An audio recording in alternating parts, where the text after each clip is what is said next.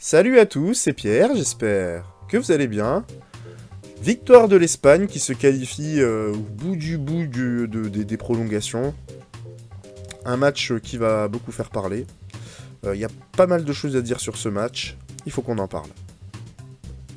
Le match commence en partant un peu des deux côtés, hein, on va pas se mentir. Franchement, ça part dans tous les sens. Et surtout, beaucoup de fautes de l'Allemagne non sanctionnées. Vraiment non sanctionnées, qui déboucheront sur la blessure de Pedri. Voilà, qu'est-ce que je vous avais dit? En fait, dès que ça commence par plusieurs fautes, si tu sanctionnes pas, c'est des blessures, des fautes d'anti-jeu et du spectacle en moins. Alors imaginez ma réaction quand j'ai entendu des commentateurs dire « Ah, lui c'est un arbitre pédagogue, j'aime pas quand les arbitres mettent directement des cartons. » Eh, vous avez toujours pas compris que vos arbitres pédagogues servent à faire des fautes de l'anti-jeu et du spectacle en moins? Quand les joueurs ils voient ça, là, vos arbitres pédagogues, ils se disent juste « Parfait, lui il met pas de carton tout de suite, je vais en profiter pour faire des fautes avant qu'il sévisse. » Soyez quand même pas si naïfs.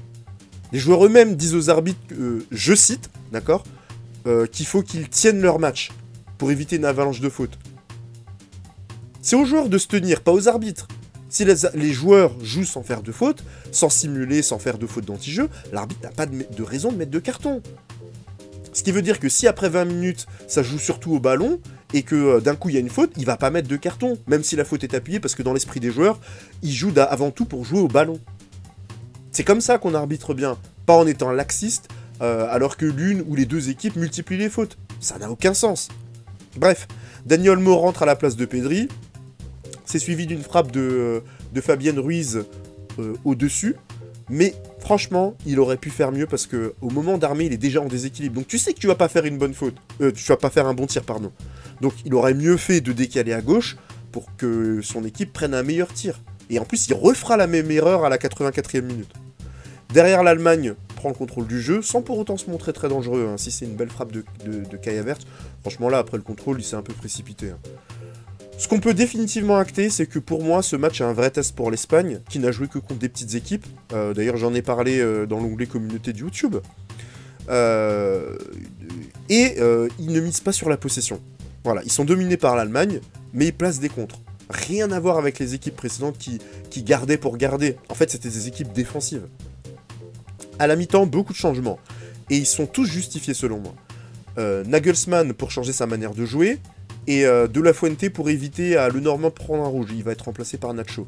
Et côté allemand, c'est Chan qui sort et Sané est rentré. C'était rentré de...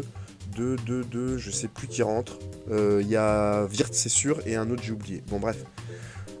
Début de deuxième mi-temps, on laisse plus d'espace à Lamine Yamal, qui était doublé en première mi-temps, et résultat, une occasion pour Morata, qui avait pris l'avantage sur Ta, hein, et surtout une passe décisive. Lamine Yamal fixe Raum, et centre à terre pour Olmo, qui place parfaitement son ballon pour Tropeneuer. Là, le match s'emballe, et l'Allemagne pousse tout en laissant la place à des contres espagnols. Mais si on regarde bien, ce que fait surtout l'Allemagne, c'est multiplier les centres pour personne. On a quand même une belle occasion de Havertz qui met 15 ans pour enchaîner un contrôle-frappe et surtout un poteau de Füllkrug sur un centre de Wirtz.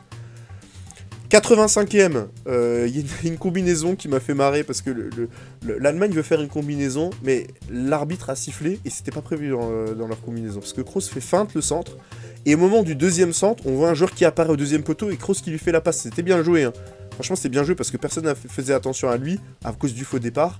Sauf que l'arbitre a sifflé et ça a annihilé leur combinaison. Dommage. 89e, à force de pousser, enfin un centre qui arrive au deuxième poteau de Mittelstedt, pardon. Remise de Kimmich et reprise de volée de Florian Wirtz. Bon, égalisation. Et maintenant, côté Espagne, il n'y a plus Lamine Yamal, plus Nico Williams et plus Morata qui ont été sortis par le coach. Vraiment, j'ai pas compris ce coaching-là. Je comprends pas, il n'y a que 1-0, le match est loin d'être plié, pourquoi tu sors tous tes meilleurs joueurs?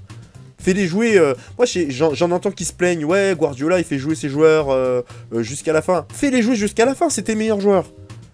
Sauf si, tu mènes de 2, 3-0, ou que tu as des échéances qui t'attendent. Là on est sur des matchs à élimination directe. Si tu gagnes pas, tu rentres chez toi, laisse-les sur le terrain. Sauf si tu mènes 2-3-0. Là, tu mènes que 1-0, je vois pas l'intérêt de les avoir fait sortir.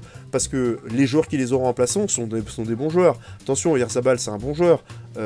Ferran Torres, c'est un bon joueur. Mais ils n'ont pas le niveau des autres, des titulaires, quoi. Donc, prolongation. 106e minute, main de Cucurella, et là j'ai pas compris. Franchement, je vous avoue, j'ai pas compris, je vais en reparler beaucoup, mais j'ai pas compris. La main est décollée du corps, elle élargit sa surface de contact, elle est pas naturelle, et pourtant elle est pas sifflée.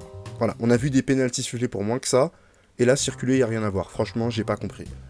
Alors c'est bien que le match ne se termine pas de cette façon, entre guillemets, mais en termes de justice, c'est pas terrible.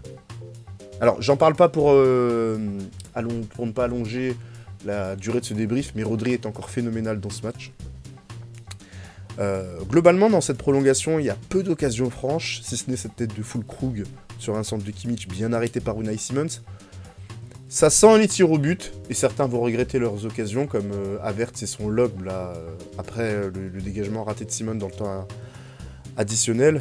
Et c'est là que Merino place une superbe tête sur un centre de Dani Olmo, qui a été l'Espagnol le plus entreprenant depuis la sortie des dragsters sur le côté.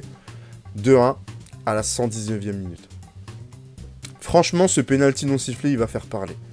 Et moi-même, j'ai hâte d'avoir les explications, parce que j'ai du mal à comprendre pourquoi ça n'a pas été sifflé. On nous avait dit qu'on aurait les explications des décisions.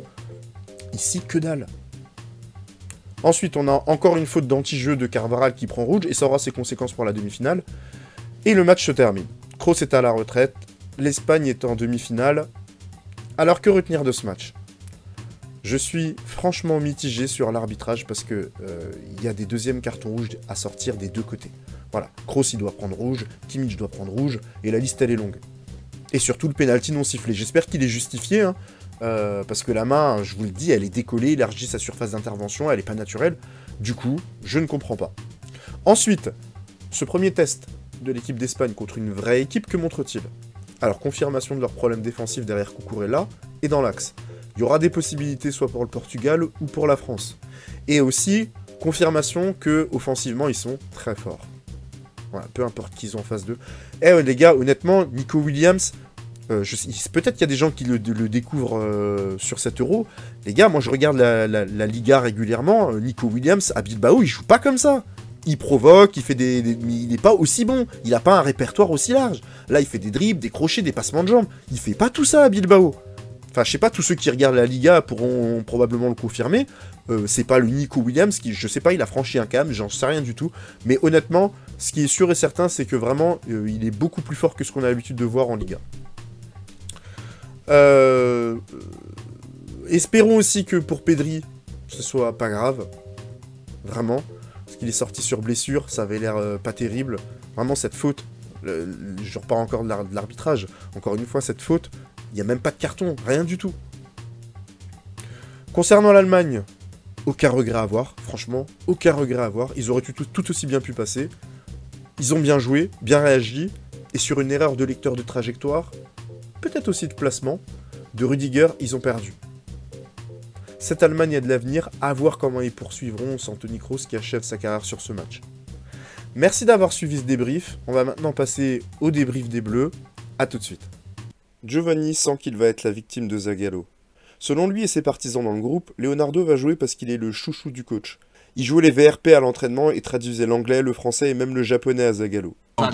Dizem que nessa Copa quem me bancou mesmo foi o Zico, né? Que era coordenador, né? O Zagallo quer levar o Juninho Paulista. Sim.